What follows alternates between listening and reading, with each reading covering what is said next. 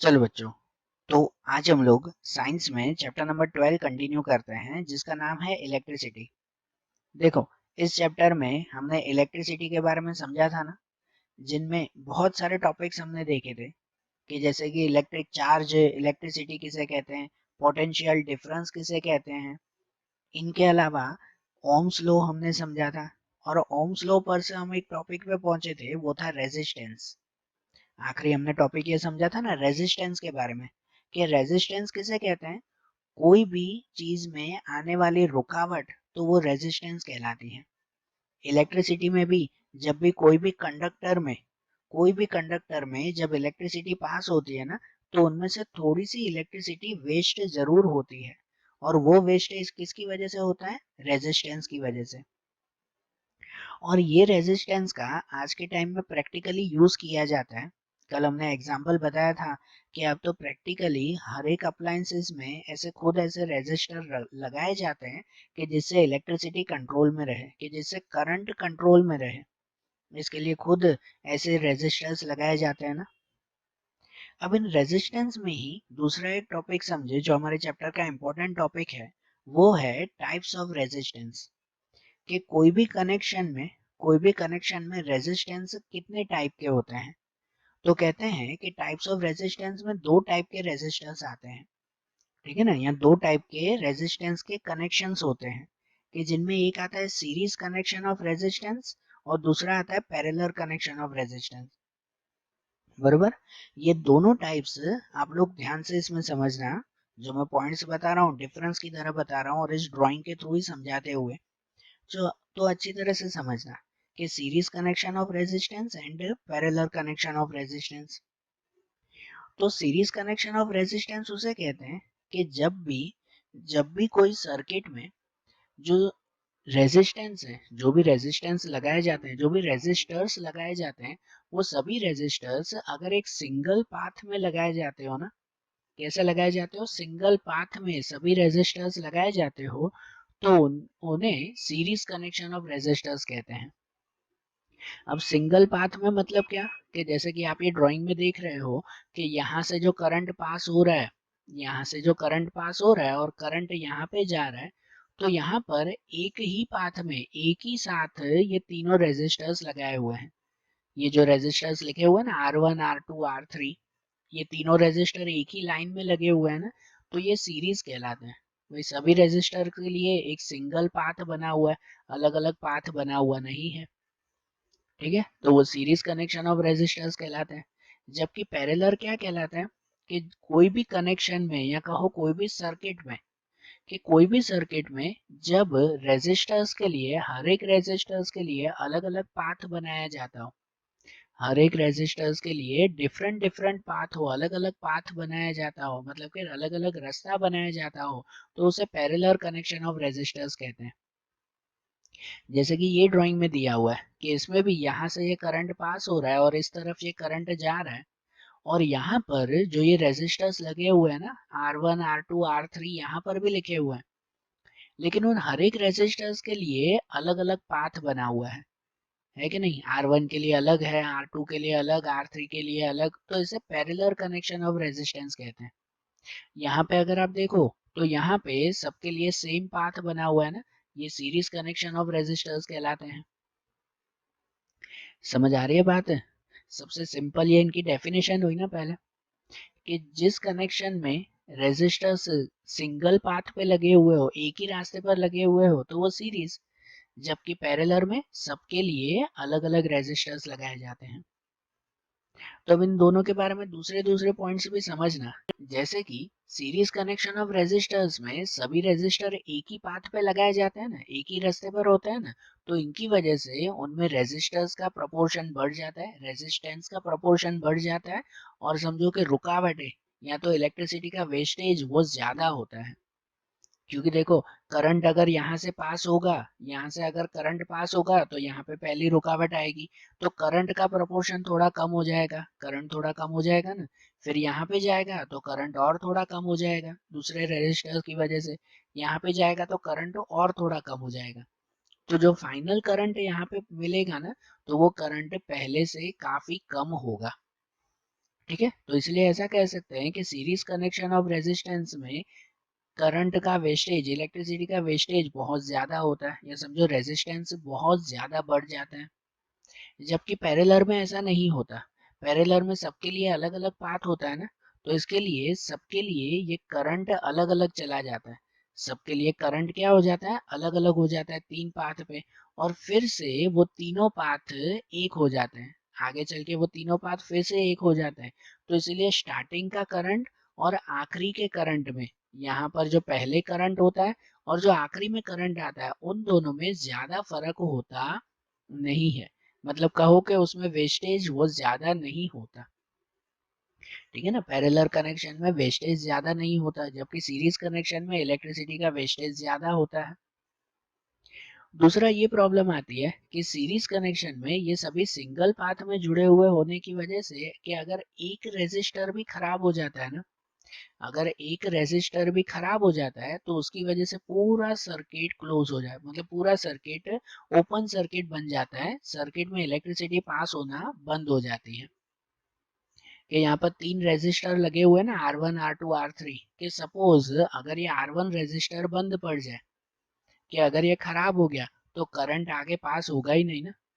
यहाँ से जो करंट आता है तो वो करंट यहाँ R1 ही अगर खराब हो गया तो करंट आगे पास होगा ही नहीं। आगे पास नहीं होगा मतलब R1 are sorry R2 R3 पे नहीं जाएगा, और ना ही वो आगे पहुंचेगा। तो इसका मतलब ये सर्किट पूरा का पूरा सर्किट बंद हो गया ना। या ऐसे अगर समझो कि सपोज R1 R2 R3 पे अगर हम लोग तीन बल्ब लगा दें, तीन बल्ब लगाते हैं, तो उसमें से अगर ये R1 पहला ही बल्ब अगर खराब हो जाए ना, तो उसके साथ वो दूसरा तीसरा ये सभी बल्ब खराब हो जाते हैं। होता है कि नहीं, सभी बल्ब ये खराब हो जाते हैं, मतलब सभी बंद हो जाएंगे उसके साथ। जबकि पैरेलल में ऐसा नहीं होता। पैरेलल कनेक्शन में कैसा होता है, हर एक रेजिस्टेंस के लिए अलग अलग पाथ होता है। तो अगर एक रेजिस्टेंस खराब भी हो जाए ना, सपोज ये R1 अगर खराब भी हो गया ना, तो करंट वो R2 और R3 में से कंटिन्यूसली पास होता रहेगा, है ना। करंट वो R2 R3 इन दोनों में से कंटिन्यूसली पास होता रहेगा। तो इसका मतलब उसमें एक रेजिस्टेंस के खराब होने के बावजूद वो सर्किट कंटिन्यूसली ऑन रहता है। मतलब ऐसा समझो कि यहाँ पर ये तीन जो हैं, इन तीन रेजिस्टर्स पर अगर तीन बल्ब लगाए जाए ना, तो उसमें से R1 पे अगर पहला बल्ब बंद भी पड़ जाए ना, तो भी दूसरा और तीसरा बल्ब कंटिन्यूस चालू ही रहता है। क्योंकि उसमें करंट के लिए सबके लिए अलग अलग पाथ बना हुआ है ना, करंट के लिए अलग अलग पाथ बना हुआ है, तो बाकी को तो करंट मिलता ही रहेगा ना। जबकि यहाँ सीरीज में सिंगल पाथ होता है, एक ही पाथ होता है, तो अगर एक बंद हो गया तो उसके साथ सभी बंद हो जाएंगे। और जबकि इसमें पैरेलल में सबके लिए अलग अलग पाथ होता है, कि एक बंद भी हुआ ना तो भी बाकी के चालू रहेंगे।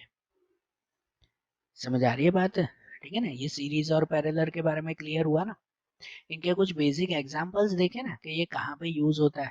तो इनके एग्जांपल्स में पता है, सबसे सिंपल एग्जांपल आता है कि जिसमें सीरीज और पैरेलल दोनों एक साथ यूज होते हैं।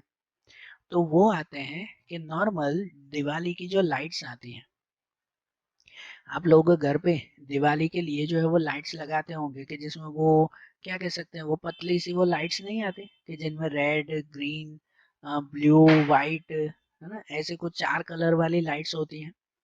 देखी होगी ना आपने, आपने घर पे दिवाली के टाइम में ऑलमोस्ट ये लाइट्स लगाई होगी, है कि नहीं। कि उसमें चार होती है लाइट्स, पता है, एक रेड कलर की, कोई भी जो कलर हो सबके लिए अलग अलग, जैसे कि एक रेड कलर की अलग होती है, एक येलो कलर की होती है, या एक ब्लू कलर की होती है, एक ग्रीन कलर की होती है। जस्ट बता रहा हूँ कैसी ये चार लाइंस होती हैं। उसमें उसमें ऐसे समझो कि जो हर एक लाइन होती है ना, जैसे कि ये रेड कलर की लाइट्स हुई ना, तो रेड कलर की एक थोड़ी 15-20 लाइन, 15-20 छोटी छोटी छोटी छोटी लाइट्स उसमें लगी हुई होती है कि नहीं। रेड कलर की सभी लाइट्स उसमें लगी हुई होती है ना। वो सभी लाइट्स वो क्या बनाती है पता है, सीरीज कनेक्शन बनाती है। सीरीज कनेक्शन, वो रेड कलर की जितनी भी ट्यूबलाइट्स, जितने भी बल्ब छोटे छोटे उसमें लगे हुए होंगे, कि वो सभी बल्ब एक ही लाइन में लगे हुए हैं, तो वो क्या कहलाया, सीरीज कहलाया। जबकि बाकी के जो देखो ना तो बाकी के लिए सबके लिए अलग अलग लाइन होती है। फिर अगर येलो कलर की लाइट देखो तो वो येलो कलर की लाइट वो सभी उसके बल्ब येलो कलर के सभी बल्ब वो एक ही लाइन में लगे हुए होंगे तो वो सीरीज ना। ब्लू कलर के सभी बल्ब वो एक ही लाइन में लगे हुए होंगे तो वो भी सीरीज कहलाया ना। वैसे ही ग्रीन कलर के सभी बल्ब वो एक ही लाइन में होंगे तो वो भी सीरीज कहलाए। जबकि चारों के बारे में अलग अलग कहा जाए ना तो वो चारों एक दूसरे के पैरेलल कहलाए। मतलब समझो ना कि वो जो आप लोग लाइट यूज करते हो ना कि उसमें सीरीज कनेक्शन भी होता है और पैरेलल कनेक्शन भी होता है। हर एक कलर के लिए सीरीज और अलग अलग कलर के लिए पैरेलल। फिर उसमें ऐसे होता है पता है कि जैसे रेड कलर की अगर लाइट्स हुई ना कि उन रेड कलर की लाइट में एक बल्ब भी खराब हो जाए ना तो उसके लिए ना रेड कलर के सभी बल्ब खराब हो जाते हैं। आपने शायद देखा होगा ऐसा कि कितनी बार ऐसे होता है 4 कलर में से एक कलर जलना बंद हो जाता है। होता है ना ऐसा। क्यों होता है पता है? क्योंकि शायद उनमें से एक में भी अगर वायर की प्रॉब्लम आ गई ना तो उसके साथ ये पूरा का पूरा सीरीज बंद हो जाता है कि नहीं? उनमें सीरीज कनेक्शन होता है ना। अगर रेड कलर का एक बल्ब भी बंद हो गया तो उसके साथ सभी बल्ब बंद हो जाएंगे क्योंकि वो सीरीज कनेक्शन से जुड़े हुए हैं। जबकि बाकी के बल्ब तो कंटिन्यूस चालू रहते हैं कि नहीं? बाकी के कलर तो चालू रहते हैं ना। क्यों? क्योंकि वो बाकी के कलर पैरेलल के हिसाब से जुड़े हुए हैं।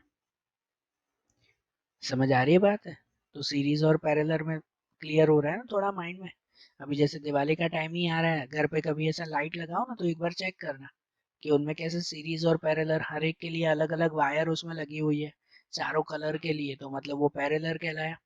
और हर कलर की एक सिंगल वायर होती है सिंगल पाथ होता है तो वो कौन सा सीरीज कनेक्शन कहलाया। बरोबर। वैसे ही इनका दूसरा एग्जाम्पल अगर बताऊं ना सीरीज और पैरेलल का अगर दूसरा एग्जाम्पल बताऊं तो उनमें प्रैक्टिकली आप लोग अपने घर के बाहर जो इलेक्ट्रिक पोल्स देखते हो ना लाइट के जो थंबले आते हैं इलेक्ट्रिक पोल्स आते हैं वो एक इलेक्ट्रिक पोल से ऑलमोस्ट सभी घर जुड़े हुए होते हैं।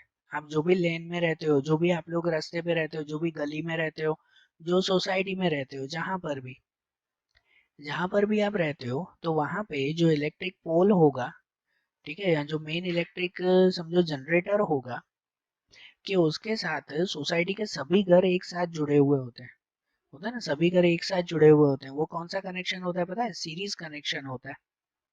फिर कितनी बार ऐसा होता है कि एक घर में अगर कोई प्रॉब्लम आ जाए ना तो उसके साथ तो ऑलमोस्ट पूरे घर बंद हो जाते हैं।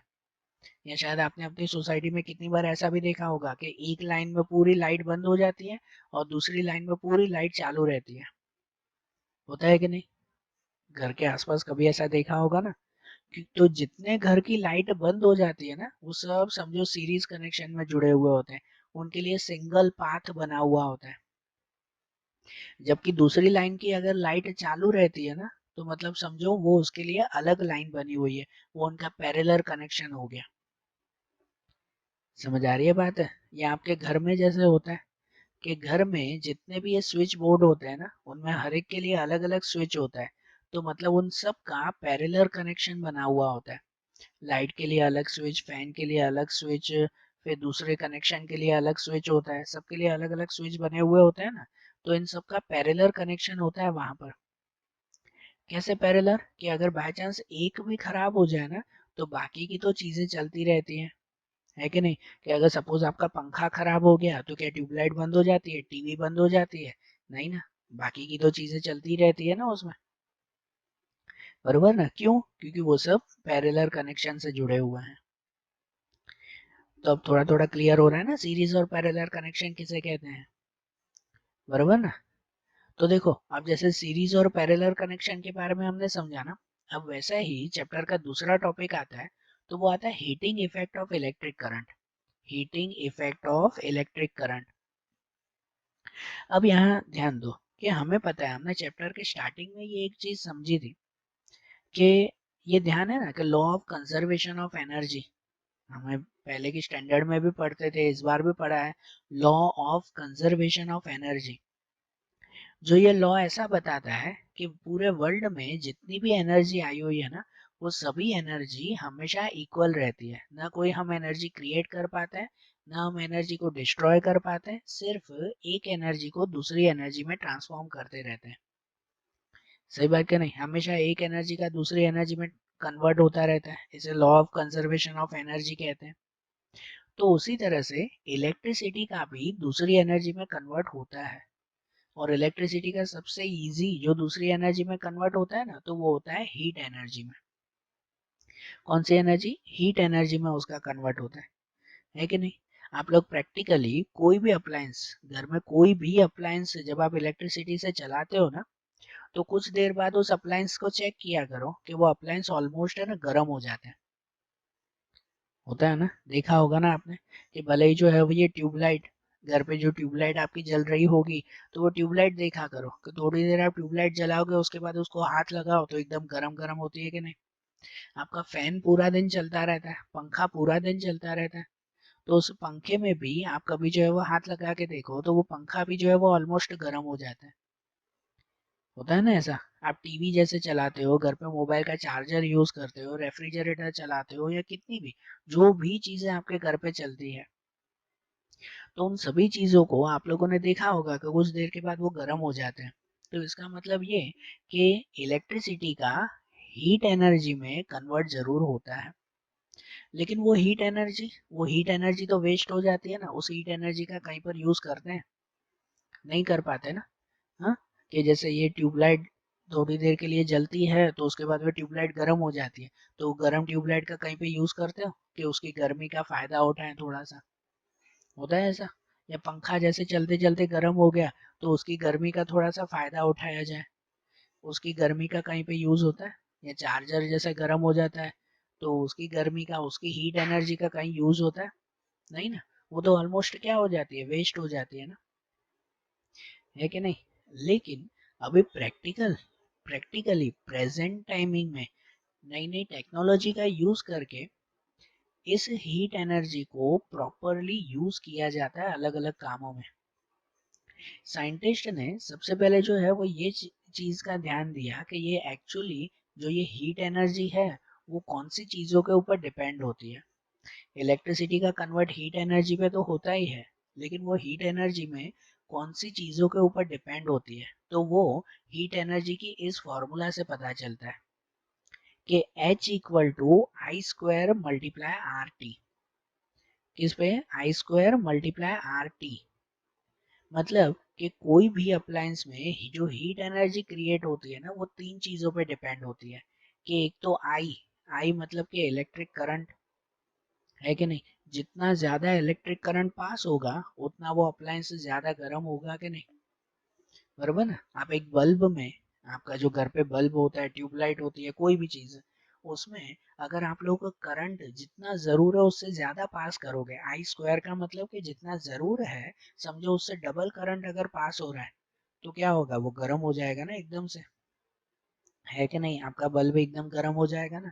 उसे जितने करंट की जरूर है, अगर उससे डबल करंट उसे मिल जाए तो उसमें हीट एनर्जी ज्यादा क्रिएट होगी। बरोबर? एक आई के थ्रू। दूसरा दूसरा डिपेंड होता है, वो होता है आर। आर मतलब क्या? तो आर मतलब रेजिस्टेंस। रेजिस्टेंस मतलब रुकावट। कि अगर कोई भी अप्लायंसेस में ये अगर रेजिस्टेंस ज्यादा हो जाए, रुकावट ज्यादा हो जाए, तो भी जो है वो उसमें ये हीट एनर्जी ज्यादा होती है। इसमें सबसे अच्छा एग्जांपल है ना आपके मोबाइल का चार्जर। बरोबर? या खुद आपका मोबाइल, आपके मोबाइल के चार्जर के बारे में समझो। शायद आपने देखा होगा कि भाई जो पुराने चार्जर होंगे ना, वो पुराने चार्जर थोड़े से खराब हो जाते हैं। फिर वो खराब चार्जर ऐसे होते हैं कि 1 मिनट भी अगर आपको इलेक्ट्रिक प्लग में रखो ना तो एकदम से गर्म हो जाते हैं, 1 मिनट में भी बहुत गर्म हो जाते हैं, है कि नहीं? सबने ऐसा फील किया होगा ना घर पे जो पुराने चार्जर्स होंगे उनमें, है ना? या तो फिर कभी कभार ऐसा फैन या ट्यूबलाइट 1 मिनट भी चलाओ तो भी एकदम से गर्म हो जाती है। तो वो क्यों पता है? क्योंकि उनमें रेजिस्टेंस ज्यादा आ जाते हैं। वो चीजें थोड़ी सी खराब हो जाने की वजह से अंदर रुकावट ज्यादा पैदा हो जाती है, रेजिस्टेंस ज्यादा पैदा हो जाते हैं, तो इसकी वजह से हीट एनर्जी भी उनमें से ज्यादा होती है, वो बहुत जल्दी गर्म नहीं हो जाते, है कि नहीं? आपका मोबाइल, खुद मोबाइल ही देखो, मोबाइल चलो इलेक्ट्रिसिटी से नहीं बैटरी से चलता है, लेकिन आपको भी पता है ना मोबाइल खराब हो जाता है तो कैसे गर्म होने लगता है ना? जरा सा जो है वो उसे क्या कहते हैं कि भाई जरा सा ज्यादा यूज करो तो वो मोबाइल गर्म हो जाता है। जरा सा जो है वो चार्जिंग में रखो, थोड़ा सा चार्जिंग में रखो तो ज्यादा गर्म हो जाता है। ये प्रैक्टिकल आपको इसीलिए एग्जांपल दे रहा हूँ क्योंकि ये सब आप लोगों को पता है, ये सब आप लोगों ने ट्राई किया भी होगा। बरोबर? तो क्यों पता है? क्योंकि मोबाइल अंदर से खराब हो गया है, उनमें रेजिस्टेंस ज्यादा हो चुके हैं, उनमें रुकावटें ज़्यादा आ चुकी हैं। मोबाइल के अंदर का जो सर्किट होता है ना, वो ग्रीन कलर की पट्टी जो कल मैंने आपको समझाया था कि उनमें सभी छोटे-छोटे रेजिस्टर्स नहीं लगे हुए होते, वो रेजिस्टर्स खराब हो जाते हैं, या तो वो समझो कि भाई क्या कह सकते हैं, उसे पूरे सर्किट को ज़्यादा गर्म कर देते हैं। तो एक रेजिस्टेंस की वजह से हीट एनर्जी क्रिएट होती है, और दूसरा दूसरा टाइम की वजह से। टी टी मतलब टाइम। जितना ज्यादा देर तक उसमें करंट इलेक्ट्रिसिटी मिलती रहेगी उतना ज्यादा वो गर्म होगा, है कि नहीं। घर पे कोई चीज आप लोग चालू करके फिर बंद करना भूल जाते हो, काफी देर के बाद याद आ जाता है, फिर याद आता है अरे यार ये तो बंद करना ही भूल गए, फिर हाथ लगा के देखते हो ना कि यार कितना गर्म हो गया फिर, है कि नहीं। तो मतलब जितना ज्यादा टाइम तक उसमें इलेक्ट्रिसिटी जाती है तो उतना ज्यादा टाइम तक उतना ज्यादा उसमें हीट एनर्जी भी क्रिएट होगी ना। आपके घर पे फैन, ट्यूबलाइट, टीवी या कोई भी चीज जितनी ज्यादा देर चलाते हैं तो उतना ज्यादा वो गर्म हो जाती है। घर पे टीवी चलती है, आज के टाइम में तो चलो भाई ये एलईडी और ये सब आ चुके हैं, लेकिन पहले के टाइम में शायद आपको ध्यान हो, घर पे टीवी चलती हो ना, तो उस वक्त बहुत देर तक टीवी चले ना तो भी घर वाले सब कहते थे चलो बंद करो अब टीवी गर्म होती जा रही है, कितनी देर तक चलाओगे। कहते हैं कि नहीं प्रैक्टिकली ऐसा, है ना। या घर पे आप लोग भी कोई भी अगर चीज चला रहे हो तो उसमें भी आपको ध्यान होता है जितना ज्यादा टाइम तक उसमें करंट पास करोगे, अगर कोई ट्यूबलाइट भी जितना ज्यादा टाइम उसे चलाएंगे तो उतना ज्यादा वो गर्म होगी ना। तो इसीलिए इलेक्ट्रिसिटी का हीट एनर्जी में कन्वर्ट जरूर होता है, लेकिन वो हीट एनर्जी इन तीन चीजों पे डिपेंड है। एक आई इलेक्ट्रिक करंट, वो भी डबल इलेक्ट्रिक करंट, जितनी जरूर हो उससे ज्यादा, दूसरा रेजिस्टेंस के ऊपर, और तीसरा टाइम के ऊपर। तो इससे जब पता चला ना, तो उनके बाद फिर प्रैक्टिकली इसका यूज किया गया कि जो ये इलेक्ट्रिसिटी का हीट एनर्जी में कन्वर्ट तो होता है, लेकिन वो हीट एनर्जी ऑलमोस्ट वेस्ट हो जाती है, वो हीट एनर्जी कोई भी काम नहीं आती, तो उसका कोई प्रैक्टिकली यूज करना चाहिए ना।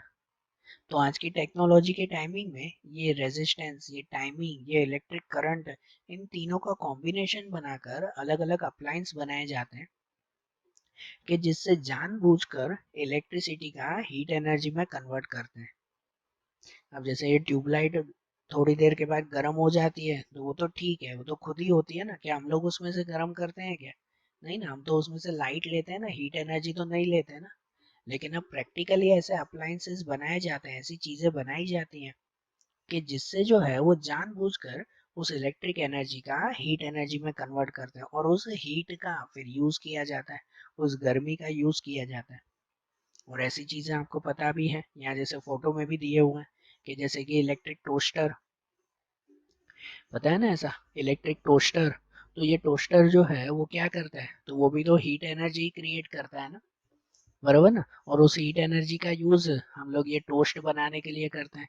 आयरन का यूज आपको पता है, कपड़े को जो है वो आयरन करने के लिए हम लोग इसका यूज करते हैं ना, तो वो भी इलेक्ट्रिक एनर्जी को हीट एनर्जी में कन्वर्ट करता है ना।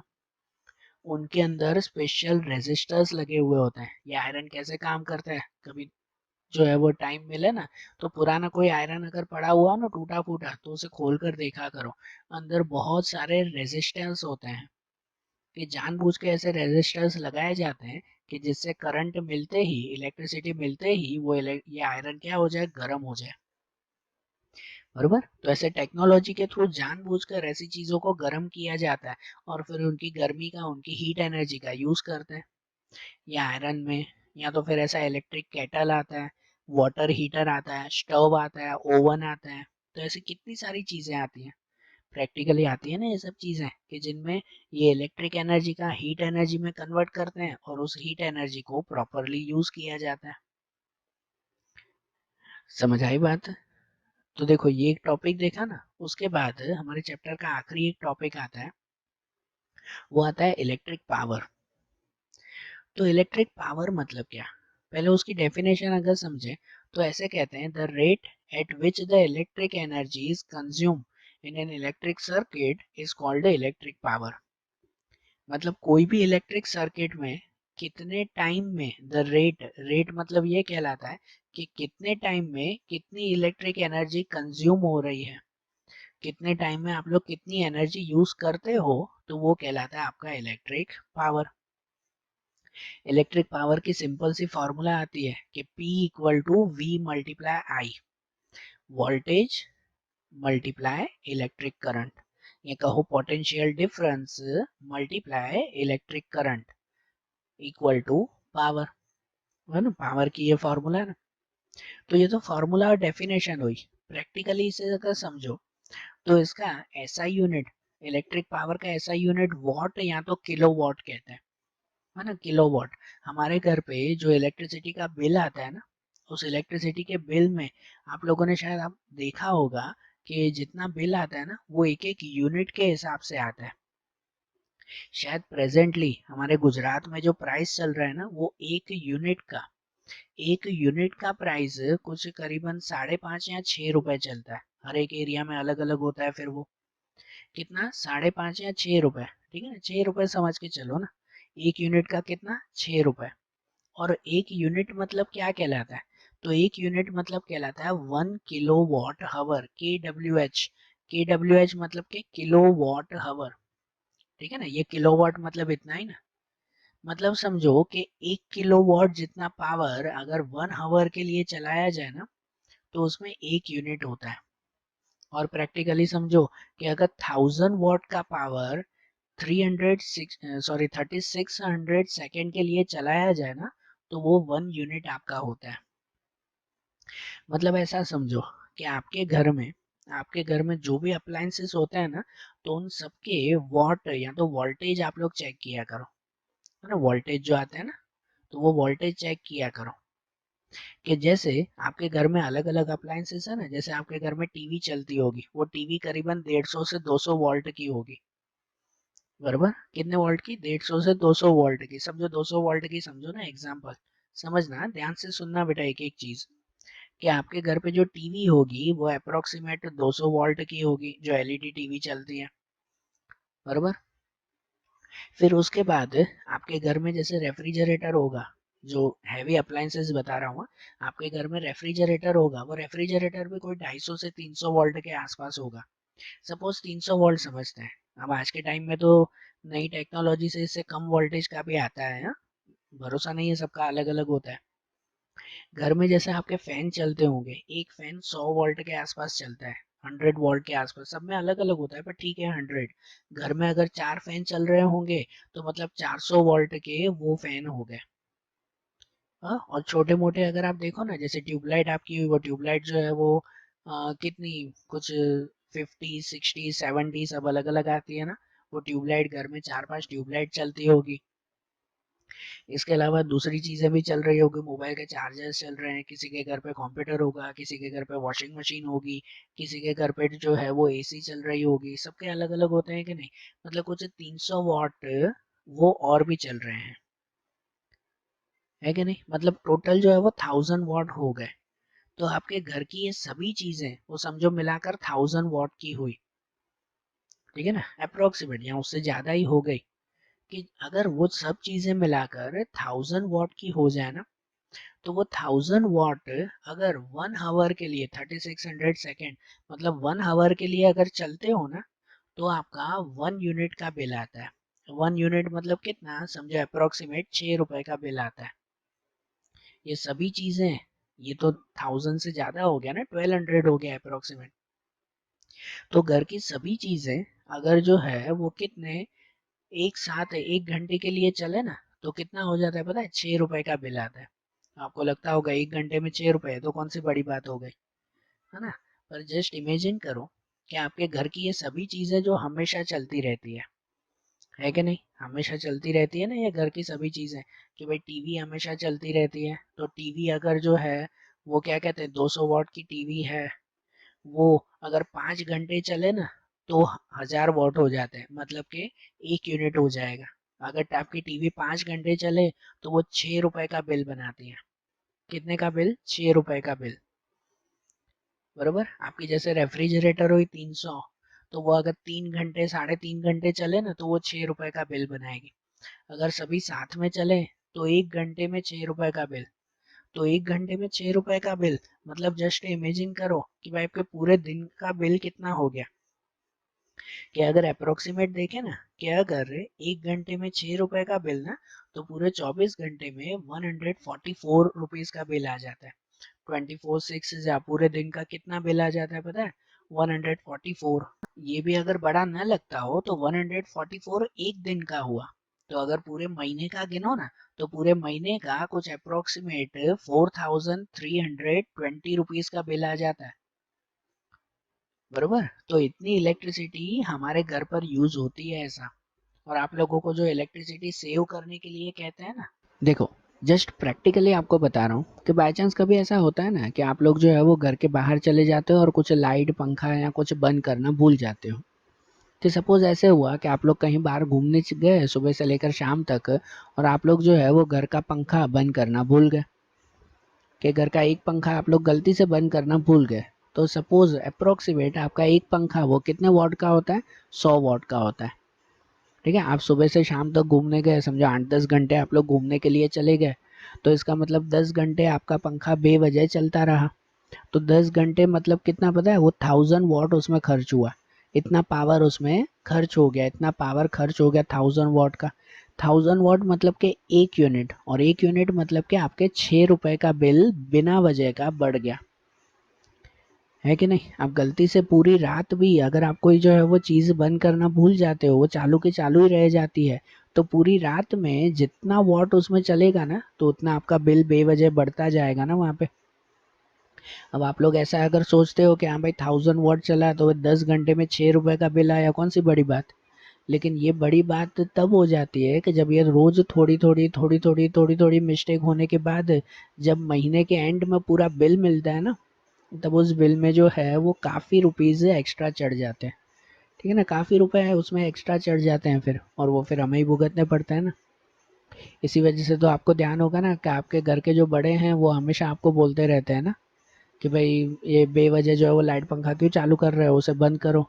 ठीक है, ये सब क्यों चालू करके बैठे हो, बंद करके बैठो, आपको बोलते रहते हैं कि नहीं?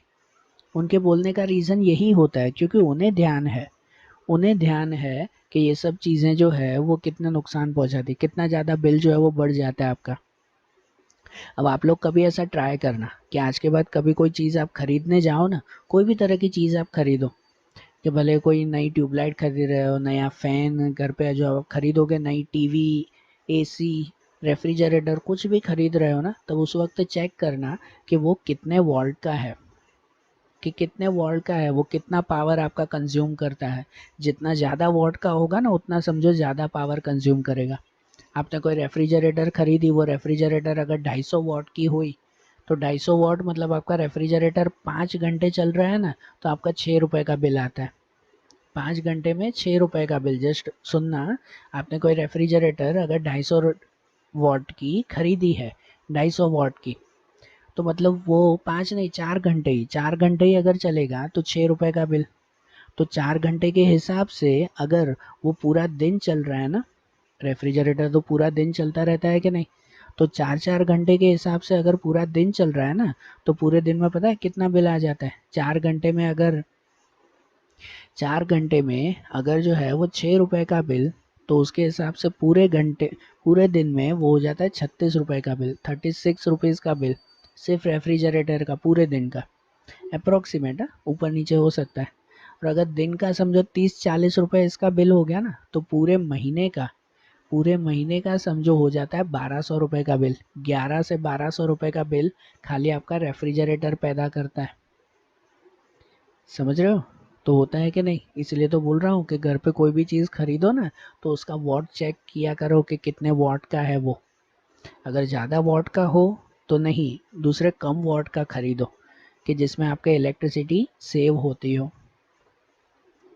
ठीक है, तो देखो आज जैसे ये प्रैक्टिकली हमने ये सब समझा ना चीज़ें, और ये चैप्टर जैसे हमने कंप्लीट किया, अब ऐसे ही साइंस के दूसरे चैप्टर्स हम लोग अगले वीडियोस में देखेंगे।